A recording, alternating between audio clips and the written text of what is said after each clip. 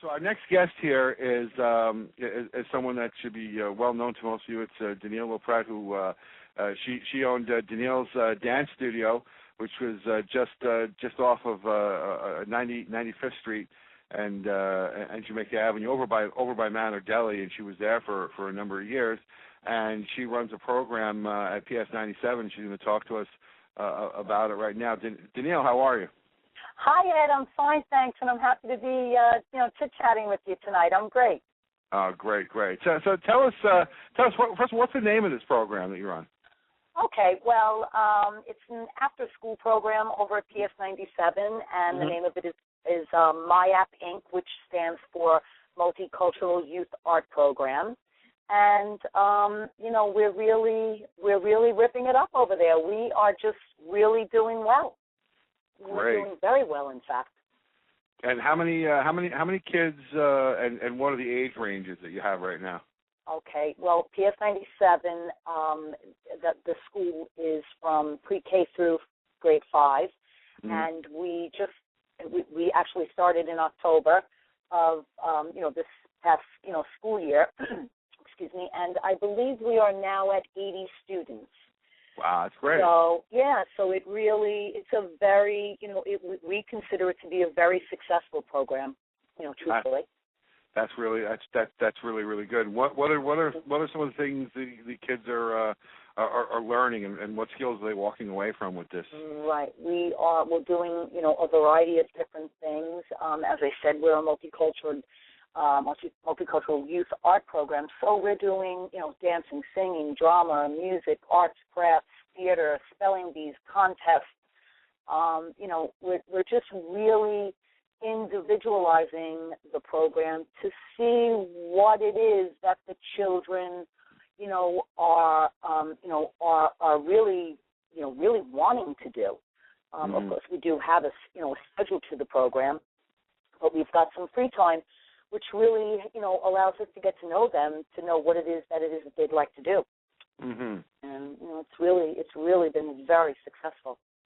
That's great. Now let's take a step back. You used to have you had a dance studio on Jamaica Avenue. How long were you there?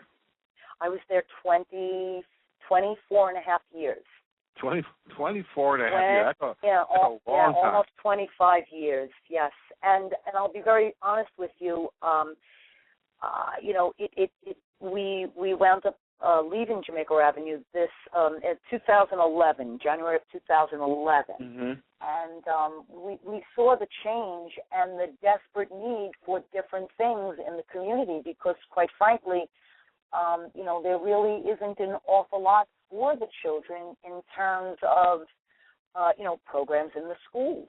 And with, both parents working, I began to feel that, tremendously by parents not being able to get their children to me at the studio.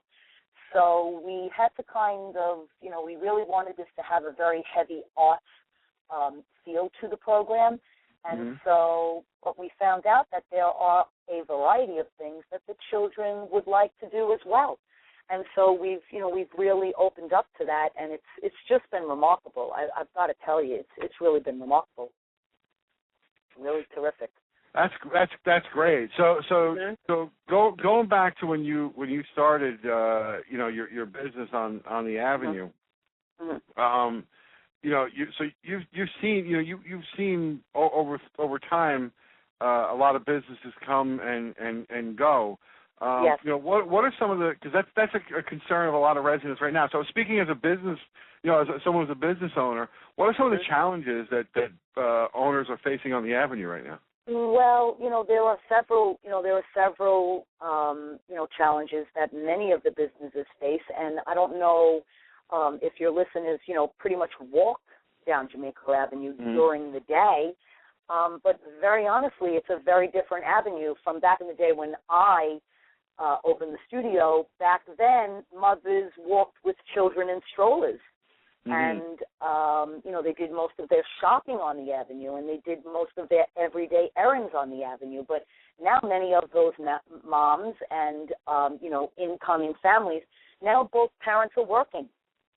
So you don't see a lot of that you could walk on Jamaica Avenue at 11 o'clock in the afternoon, and there's really not much going on, and it's a very frightening thing. I mean, I would literally sit at my studio for hours on end, and no one would walk through the door. Mm-hmm. And, the people that would, we would be packed on a Saturday, because Saturday were the parents that worked all week. Sure, yeah. So, we ran into two problems. My problem was we had parents working during the week, and they couldn't get the children to us. Or Saturdays, if they only wanted to do dance, they couldn't do anything else. And so that's what really helped my focus to come along the way of, designing a program that would kind of, tailor the needs of, children that wanted to do things other than dance. And so, that's why it's really been real successful, to the parents as well. They love it. They're loving it. They're not doing that guilt thing, like, oh, my child can't dance, or oh, my child isn't learning anything. They don't want to leave, quite frankly. The kids are really loving it, and I'm so happy to be able to give this to them. I really am. I've had a very gratifying year. That's great. That's yes, great. I have. And you're going to have a special event coming up soon on the 17th. Yes, we are, Ed, and and it's really pretty much open to anyone that would like to come down and see, what it is that we do, and the children will dance, and we're actually going to have a play, and they're just so excited about it. These are things. When I came into the program in October, there were children that basically wouldn't pretty much even pick up their head.